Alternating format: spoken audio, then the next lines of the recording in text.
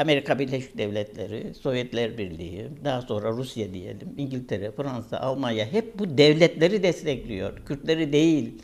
İşte bu anti-Kürt nizam Tamam hocam. devam ediyor.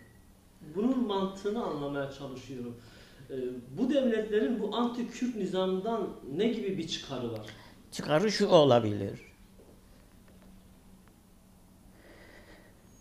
1908'de Kerkük'te petrol bulunmuş ilk defa.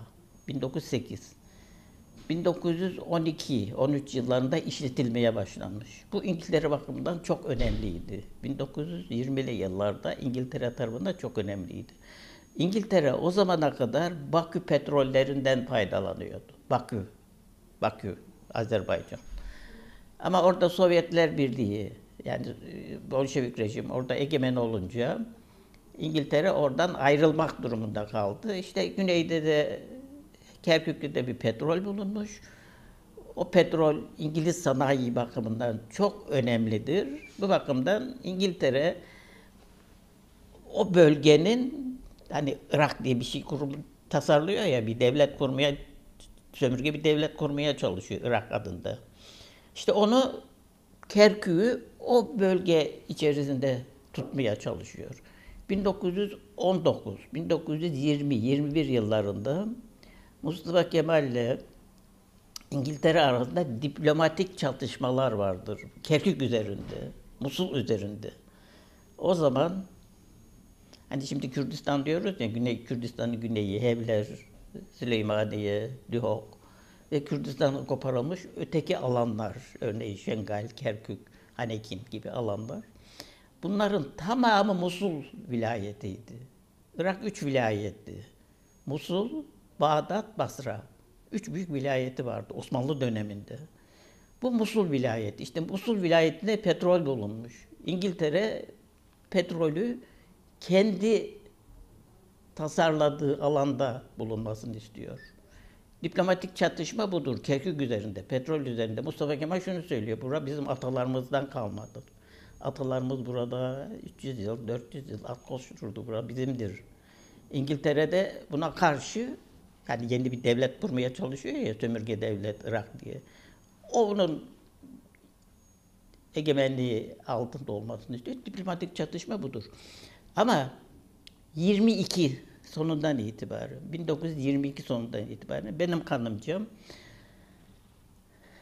Mustafa Kemal ile İngiltere arasında bir anlaşma oldu. Ben bunun bir sözlü anlaşma olduğunu düşünüyorum. Yazılısı var mı ben bilmiyorum. Olabilir, olmayabilir de. Sözlü anlaşma daha geçerli. O şunu içeriyor: Mustafa Kemal şunu söylemiş olabilir: biz Musul'dan ayrılıyoruz. Musul'daki haklarımızı bundan sonra dile getirmeyeceğiz. Ama siz de İngiliz devleti olarak Kürtlerden gelebilecek bağımsızlık istemlerine, özerklik istemlerine kesinlikle karşı çıkın. Bunları kabul etmeyin. Bunlara kesinlikle karşı çıkın.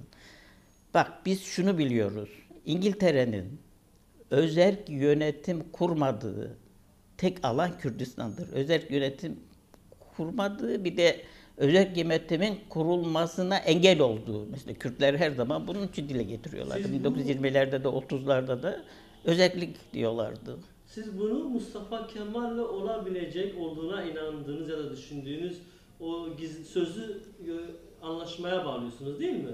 Ya şöyle deniyor işte, böyle büyük diplomasi kulislerde olur işte. Böyle masa başında olmaz, kulislerde. Örneğin masa başı konuşmalar bitiyor, işte böyle 5 dakika 10 dakika ara veriyorlar ya, işte çay içiyorlar falan, bir yere gidiyorlar, oturuyor, işte orada kulis o. Orada e, petrol üzerinde anlaşma söz konusu olur. Biz çekiliyoruz, musluktan çekiliyoruz ama siz de Kürtlerden gelebilecek bağımsızlık istemlerine, özerklik istemlerine karşı durun. Karşı durmuş İngiltere. Her zaman karşı durmuş. Onun için Irak'ı da destekliyor, Türkiye'yi de destekliyor, İran'ı da destekliyor ama Kürtleri desteklemiyor. İşte Kürtlerin bunun bilincine varması gerekir. Yani böylesine büyük bir nüfus, Orta Doğu'da 50 milyondan fazla bir nüfus, bölünmüş, parçalanmış, paylaşılmış bir nüfus. Ama hiçbir statüsü olmayan bir nüfus. 50 milyon olacaksın ama hiçbir statün yok. Örneğin bugün Kuveyt, Bahreyn, Birleşik Arap Emirlikleri kaçardır, nüfusları kaçardır. Hepsinin de 1 milyonun altında nüfus ama Kürtlerin geleceğini hep bunlar belirliyor. Sen 50 milyonsun ama sen kendi geleceğini belirleyemiyorsun. Senin geleceğini 1 milyonun altında, nüfusu 1 milyonun altında olanlar. Örneğin Avrupa Birliği'nde Estonya, Letonya, Litvanya kaçardır nüfusları?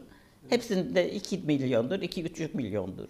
Veya işte Kıbrıs'ı düşün, Malta'yı düşün, Lüksemburg'u düşün. Nüfusları 1 milyonun altındadır ama Kürtlerin geleceğini kimler belirliyor? İşte bunlar belirliyor. Avrupa Konseyi'nde veya Avrupa Birliği'nde, Birleşmiş Milletler'de bunlar belirliyor. Ama sen diyeceksin ki ben 50 milyon nüfusum var, niye benim bir statüm yok? İşte bunun bilincine vardığın zaman Kürtler birbirlerine karşı daha anlayışlı davranabilirler. Yani bu şu anlama geliyor. Düşman Kürtleri bölmek için, parçalamak için, Kürtleri mağdur etmek için her zaman birleşiyor. Her zaman. O zaman Kürtlerin de bu düşmana karşı birliktelik göstermesi Peki gerekiyor. hocam, bu uluslararası anti-Kürt nizam, sizin ısrarla vurguladığınız, yakın bir zamanda bunun değişmesi, dönüşmesi söz konusu olabilir mi? İşte Kürtlerin bilincine bağlı bu. Yani Kürtler Ne yapmalı? şöyle, mesela bugün Kürdistan gündeme geldiği zaman deniyor ki işte Amerika buna karşıdır, Amerika bunu istemez. İngiltere buna karşıdır, Fransa buna karşıdır, Türkiye buna karşıdır, İran buna karşıdır, Irak buna karşıdır. Tabii bu karşı olmaların durumunu da bileceksin. Bunların karşı olduklarını da bileceksin. Ama burada belirleyici olan Kürtlerin istemesidir. Kürtlerin istemesi. Yani Kürdistan'ı Kürtlerin istemesidir. Kürtler kararlı bir şekilde bunu istediği zaman amacına ulaşır. %93'lük bir evet oyu vardı referandum İşte sonucunda. Hatta Kürtlerin istemesi önemli. Siz bir röportajınızda Kürtlere karşı olanların buna engel olması, istememesi değil. Kürtlerin istemesi. Tabii Kürtler bunu kararlı istedikleri zaman bir de savunacaklardır. O zaman nasıl savunur? Herkes birbirine karşı daha anlayışlı davranır. Değil mi? Şimdi herkes birbirine karşı Güney Kürdistan'da. Örneğin 16 Ekim